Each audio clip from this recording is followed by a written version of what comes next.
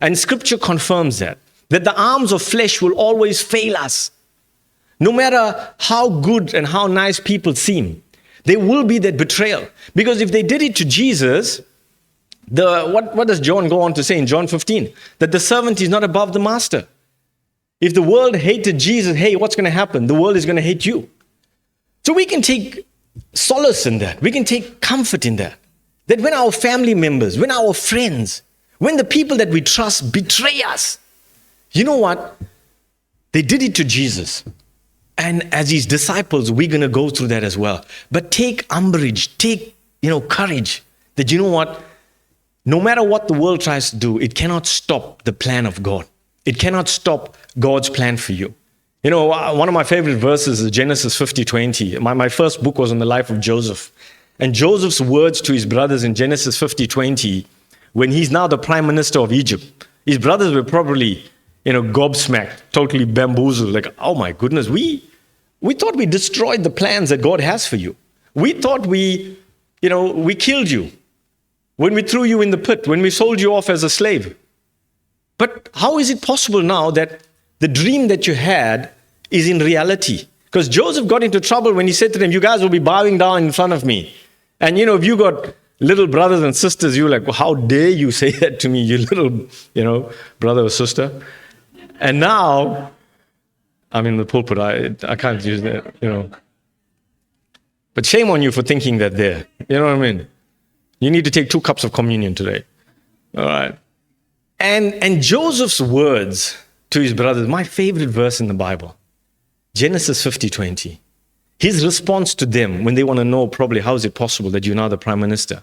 He says to them, what you intended for evil, God has turned it around for good, for the saving of many lives.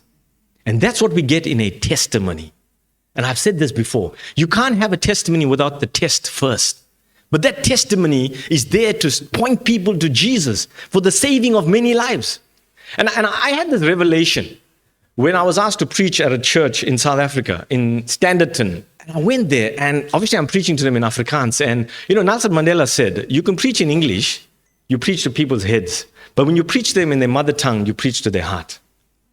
And I go there, and as I'm at the pulpit, I get this, and I will say it was from the Lord. And I said to them, you know what? Genesis 50:20, what you intended for evil, God has turned it around for good. I said, if Joseph was an Afrikaner, a Dutchman, he would have replied with this one word. When his brother said to him, how is it possible that we did not destroy the dreams, the plans that God had for you? And Joseph replied to them, on state bar. And you know what's on state bar in English? Unstoppable. The plans, the dreams, the goals that God has for you and I are unstoppable. That's my paraphrase, one word of Genesis 50:20. And this is what you got to understand, that in that setting there, Jesus is saying to us that even though he was going to be betrayed, even though his disciple, you couldn't get closer to Jesus than being his disciple. The one that sat with Jesus, heard his teachings, probably touched him physically, betrayed him. And this is what we got to understand, that even in that betrayal, it could not stop God's plans for us to be redeemed, to be saved, to be washed in his blood, and to be forgiven. So that's an encouragement that we can take, that no matter how tough our life would have been, no matter how deep the betrayal would have cut, no matter how deep the pain and the sorrow and the suffering was, there is hope that God's plan for your life is unstoppable. And when we come around this communion table, and when we take the emblems, that's what we got to have, that hope and that expectancy that nevertheless, Lord, no matter what the doctor has said, no matter what the report has come through, no matter what people have said about me, no matter what is going on, you know what, Lord? I put my trust in you. And I know that you said that if you are for me, who can be against me?